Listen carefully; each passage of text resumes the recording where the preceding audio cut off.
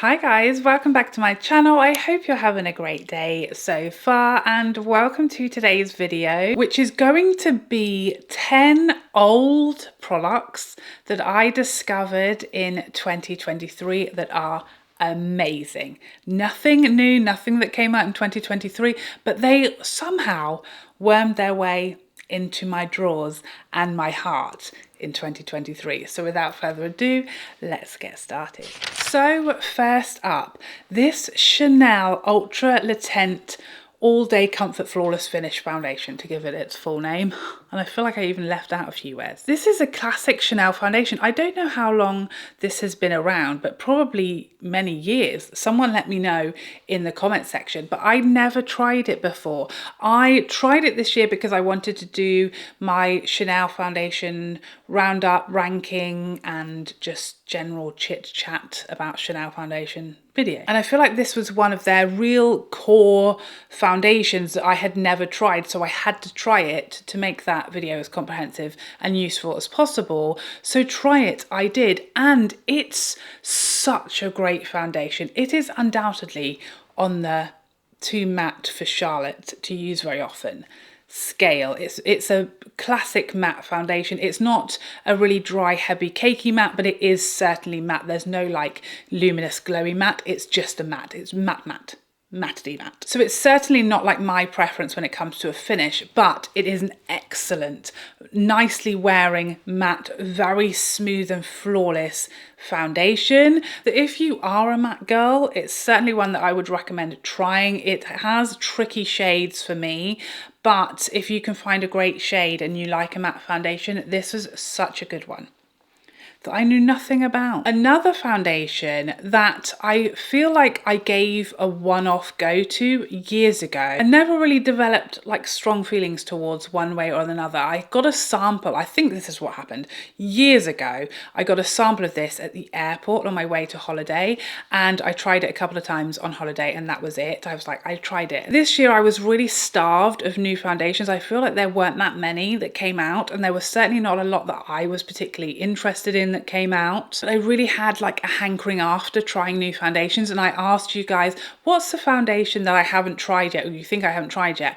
that you would recommend that I do? And I got so many recommendations for the Le Mepris foundation. I thought, do you know what, I didn't give that a proper try because it was just a sample. I was on holiday, you know, I don't know if I was using primer, etc. I'm going to give it a good old-fashioned try again with an actual bottle. And try it I did, and this has become a real staple for me. It's gone straight into my top drawer of foundations, and it's one that I use frequently. It's entered into my regular rotation of foundations, and I've really learned to love and appreciate it. It's not, again, it's not quite as glowy and luminous as a lot of my foundations, but it's not a matte. It's like a very natural finish, in line with like maybe the Lisa Eldridge, the Pat McGrath. It's a natural finish, very, very beautiful and flawless on the skin.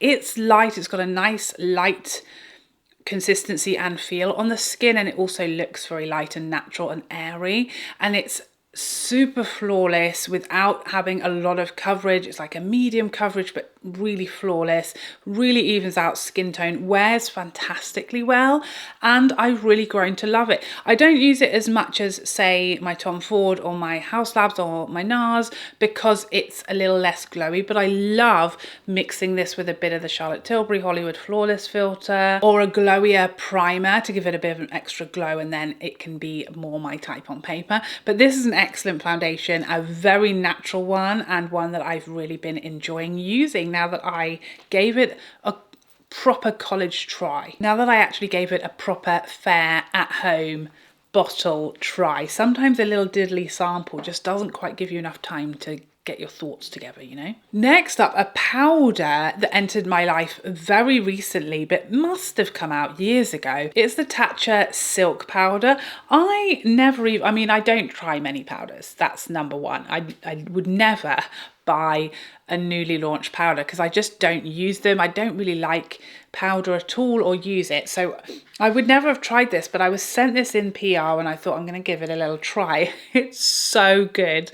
I love the packaging, and it's a powder for powder haters, okay? If you want to set your foundation because you just want to take the edge off the shine, or you just want your makeup or your foundation to wear better, but you don't like powder and you don't want it to look like you're wearing powder, this is such a good powder. It literally looked like nothing was there on my skin, even though my video trying new makeup, I fully just like stamped a big load of this on my cheek and left it there for like the whole video. I don't know why. I've told you guys before, my mirror is too far away. I can't see, but it literally just looks like skin. It's a no powder powder, and that is the only powder I want to get involved in. A powder that's really not a powder. It's right up my street. I can set my foundation, which is going to help with longevity and reducing any shine that might come through during the day without it in any way being visible to my naked eyes, my naked eyeballs. Next up, a mascara that I did try when it was new years ago, but then completely just forgot all about it until this year when I don't know what it was. I don't know why this happened, but I do know, it's just popped into my head, a little light bulb went off. It was Alex Earle. Alex Earle popped up on my TikTok For You page one day with her phenomenal eyelashes, and I thought, what mascara are you using, lady? And it was this one, the Benefit Roller Lash. And I've tried that before and I remember vividly loving it, but I couldn't really remember or tell you why I never repurchased it. Like I purchased it, reviewed it, used it until it was ready for the bin, and I just didn't repurchase it. And maybe I did. Maybe I even did repurchase it a couple of times, but it just got lost along the way. I think that's the tricky thing. When you're trying a lot, and I do try a lot of new mascaras, you know, I love trying new mascaras. And once you've used them up and they go in the bin, and you used a mascara up, you know, far quicker than like a foundation. So a couple of months after you've purchased it, it's going in the bin, and you've probably got two or three, or I've probably got 2 or 3 new ones to try, and then another one's come out, and it somehow gets forgotten that you love this one. And why is it no longer in your drawer on a regular basis? So I decided to pick it back up and give it a second go, and I can't be without it now. I absolutely love it. It's such a great mascara. If you like that more fluttery, separated, spiky lash that's really lifted and really lengthening but without any kind of clumpiness or thickness to the lashes, this is excellent. It gets every last lash in the corners, outer edges. Perfect for lower lash mascara as well without being too much down there. It's very easy to use on your lower lashes. It's a glorious mascara. I don't think I'll be without it again now that I've remembered. It's great. Hello, pay attention. She's back and she's here to stay. I feel like maybe this should be you guys' job. If you think I've forgotten about something, please remind me, because honestly, I can't remember what I had for lunch yesterday. So let alone the mascara that I loved 6 months ago. Please help me. Next up, a blush that I think was neglected by me because it's just everywhere all of the time. It's the Hourglass Mood Exposure blush. I think I don't even know if I've ever really used it properly before, like a few weeks ago. What happened is this appears in almost every single Hourglass holiday palette. So I think in my mind, it's just a forgettable blush. I don't think I ever bothered to even use it, because when it comes out in a palette and, you know, there are existing shades in the Hourglass palettes and then there's new ones, I'm always going to try the new ones first. And I think this just looks so unassuming and boring, some would say. Not me, but some other people who are wrong. Wrong-uns. So when it comes to those Hourglass ambient lighting holiday palettes, I focus on the shades that are brand new, and I tend to get most excited about those. And I just completely ignore that this one's in there because it's mood exposure. You know, we've got 48 different pans of it in across our holiday palettes. And then I don't know what made me do it. I think it was when I was considering whether to buy the leopard palette. Perhaps I was just exploring, investigating what I had in my existing holiday palette collection, and I came across it. I just looked at it And I thought I'm going to use that today because I know it's in that palette and I want to see what it looks like on the cheeks. And it's delightful. It's glorious. I went straight online and purchased the single because, you know, the palettes, I'm like either in a mood for a palette or I'm in a mood for singles. Like, I'm rarely both. You know, I'll do a full face using my leopard palette or my tiger palette, or I want to use all of my singles that are in my top everyday drawer. And so because I don't have this single, it's just never getting used. And, you know, typically if I reach for one of those palettes, I don't pick this one because it's a permanent shade that's existing. I get more excited by the shiny new things. That's just what I'm a magpie. My family have called me the magpie for years. That's just my jam. So I bought a single because I wanted to make sure I was remembering it and using it. It's so flipping beautiful. It's the ambient lighting formula, so it's got that beautiful luminosity, but without being sort of shimmery or sparkly, and it's just so pretty in that natural healthy glow. Such a perfect, like, everyday neutral shade. It goes with everything. It's such a beautiful blush shade, and I don't know what I was thinking, just completely ignoring that it existed because it was in palette form all the time. It's such a gorgeous shade. It's been around for years and I've just never given it any attention whatsoever. I'm so rude. Who am I? Next up, a lipstick formula that, again, I mean, I don't know how I've just never tried this formula. What's going on in here? We don't know. But you guys know the Dior Addicts came into my life like a year ago, 18 months ago, and I've been obsessed with them. I've purchased so many of them now. I've got 20 or more of the Dior Addict shiny lipsticks that it got me like intrigued as to into the other Dior lip formulas. You know, I also tried their transfer proof bullet lipsticks, which are amazing. I wasn't as much of a fan of their lacquer dry down shiny liquid lipsticks, but it got me intrigued. Dior can do amazing lip formulas, and I was like, I've never tried their like regular core lipstick line. They're like Rouge Dior regular bullet lipsticks. This is a satin one and it's in the shade Sillage.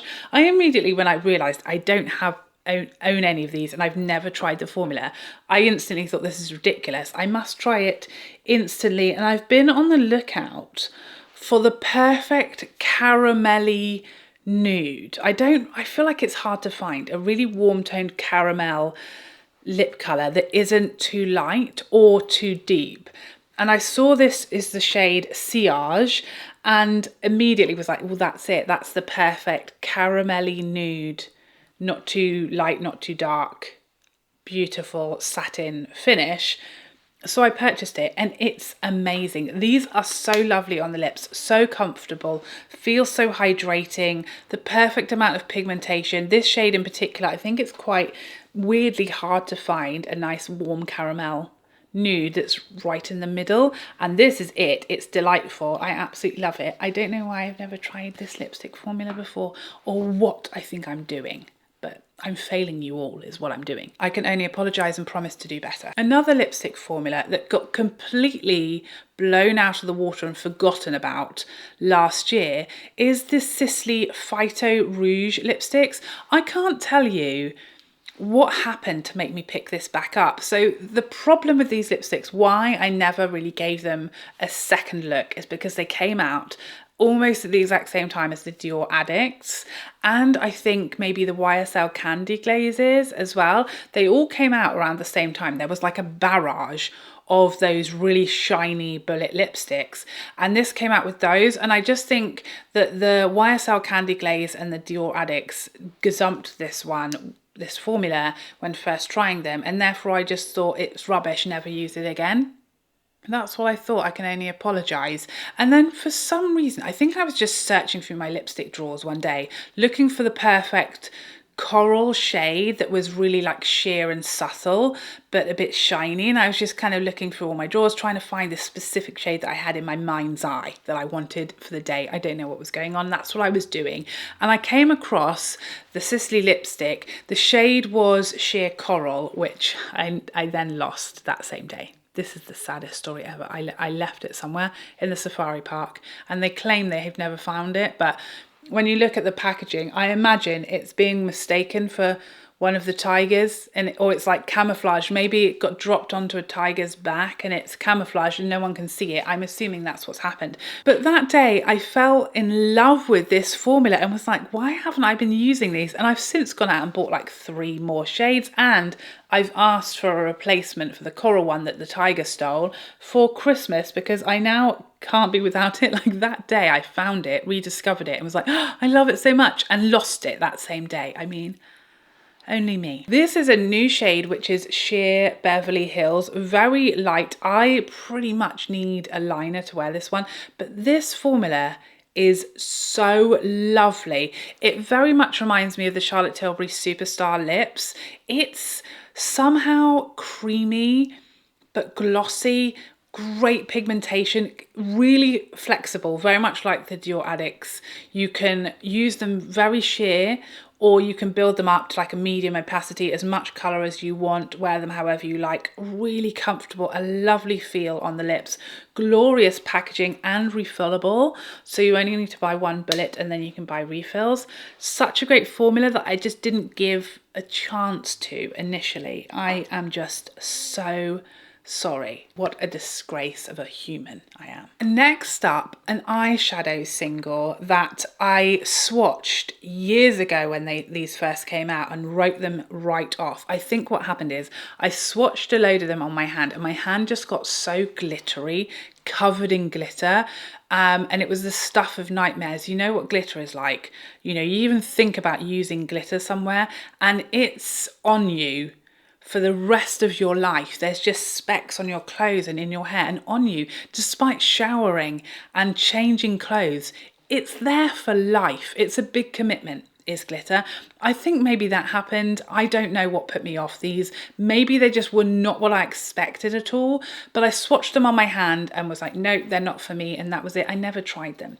And then I started hunting for single shadows recently. I don't know why. Maybe it's because I did my single shadows roundup and recommendations this year, and I think I got a few recommendations to try this formula and this shade specifically.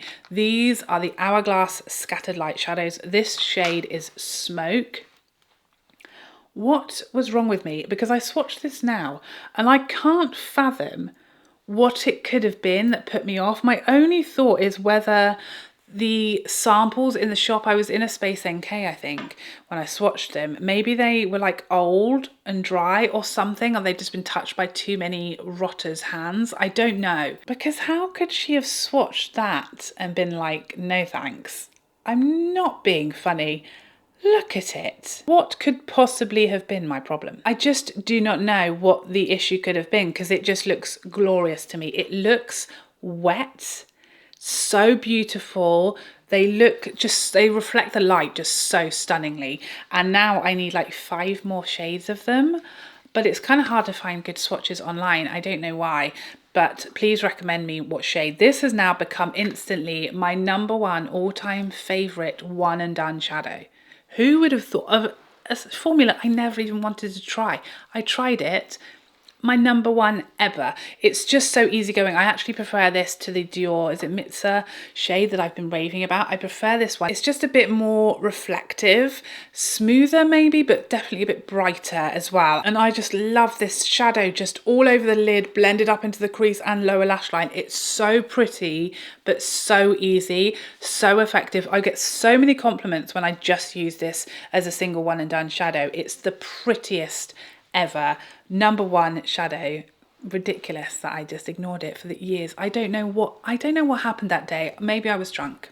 We don't know. And next up, an eyeshadow palette that came out years and years ago, and I probably haven't used this for like a year before I picked this back up, like, I don't know, maybe in the summer, just out of starvation, because I was so craving Charlotte Tilbury eyeshadow palette, because where are they? We need them. It's the Charlotte Tilbury Pillow Talk large. Is it looking, what is it called? The Instant Eye palette. They've stopped making these like longer 12 pan palettes. They've only been doing quads, and then we had, of course, the Beauty First palette for holiday was the first larger non-quad that we've had for such a long time.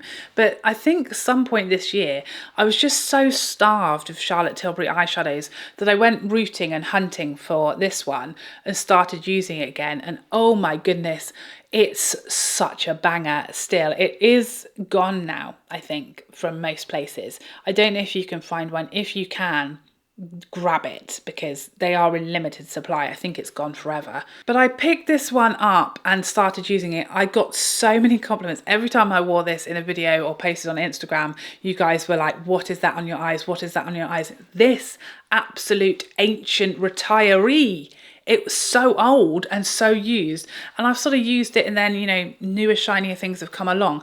This is just the ultimate perfect peachy palette. You know, if you like peachy leaning neutrals of everyday soft glam eyeshadow looks, it literally doesn't get any better than this. It's just so pretty. Everything in here is quite deceptive. A lot of the shadows are richer on the eye than they look. They can be built up gloriously. It just, every time I use it, it gives me the most perfect peachy delight of a soft glam look, and I get so many compliments on it. It's long been forgotten because it's so old and haggard, like its owner. But also, you know, so many palettes have come out since this one. And I think because Charlotte Tilbury has also kind of stopped doing this type of palette, we forget it exists, which is ridiculous because it's excellent and it's one of my favourite all-time palettes. And, you know, we really need to remember the incredible, glorious makeup that we already own, because all of the new stuff is great, but we've got some utter belters already in our drawers. Don't forget them. This has given me so much joy this year, pulling this out and using it again, and I had forgotten it even existed. Have a look in your drawers, see what you can find, I beg you. And finally, the lipstick I'm wearing today, and this is Lisa Eldridge's Le Mepris. Now, you guys know I have like almost every Lisa Eldridge lipstick there has ever been. Her mattes, her luxuriously lucents, they are my absolute favourites, and such stunning colours. I've got an entire lipstick holder dedicated solely to Lisa Eldridge lipsticks. I love them. I've got them coming out of my ears. But I still now am stupid when it comes to that brand. Every time that Lisa will do one of her reveal videos with the new shades, I'm thinking, I look at it and there are shades and I think, oh, that's going to be too light for me. It's not going to work for my skin tone. And so I just pick the ones that I think will work. And then I start seeing them on other people and I'm like, no, that does look like it will work for me. And I keep going back and getting more. And that's what happened here.